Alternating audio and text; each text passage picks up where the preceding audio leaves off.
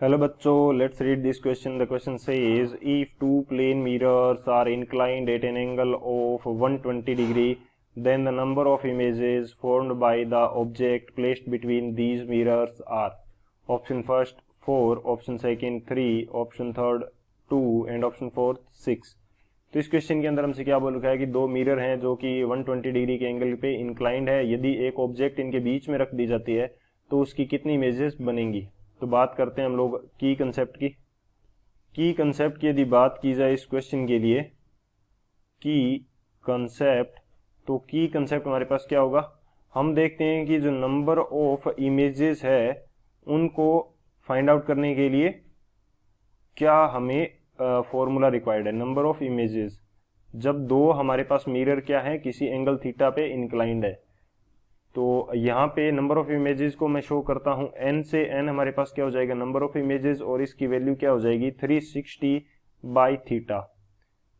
Theta हमारे पास क्या है एंगल बिटवीन मिरर्स, जो हमारे पास मिरर्स हैं उनके बीच का एंगल है। और अब ये जो n है ये किस कंडीशन के अंदर होगा, यदि हमारे पास क्या है n इज ओड नंबर, यदि हमारे पास 1 3 5 7 के रूप में ये नंबर है ओड नंबर है, तो हमारे पास जो n होगा वो क्या हो जाएगा, ये हो जाएगा नंबर ऑफ इमेजेस।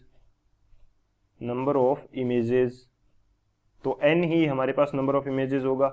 यदि हमारे पास क्या है n इज इवन नंबर, यदि 2 4 6 इस प्रकार का नंबर है, n इज इवन नंबर, तो हमारे पास क्या होगा, तो n-1 is the number of images, n-1 is the number of images. जैसे n की वैल्यू क्या आई 4 आई, तो इवन नंबर हो गया, तो n-1 करके हम नंबर ऑफ इमेजेस लिखेंगे। जैसे इस क्वेश्चन को सोल्व करते हैं और समझते हैं इस चीज को, तो बात करते हैं सॉल्यूशन की। बात की जाए यदि सॉल्यूशन की, तो सॉल्यूशन हमारे पास क्या हो जाएगा इस क्वेश्चन के लिए। सबसे पहले हमें n की वैल्यू फाइंड आउट करनी है, तो n की वैल्यू फाइंड आउट करने के लिए हम क्या करेंगे 360 degree divided by theta. Theta की वैल्यू क्या है, ये हमें क्वेश्चन के अंदर थीटा गिवन है 120 डिग्री, थीटा हमें दे रखा है 120 डिग्री, तो 120 डिग्री का डिवाइड किया तो ये हमारे पास आ गया 3।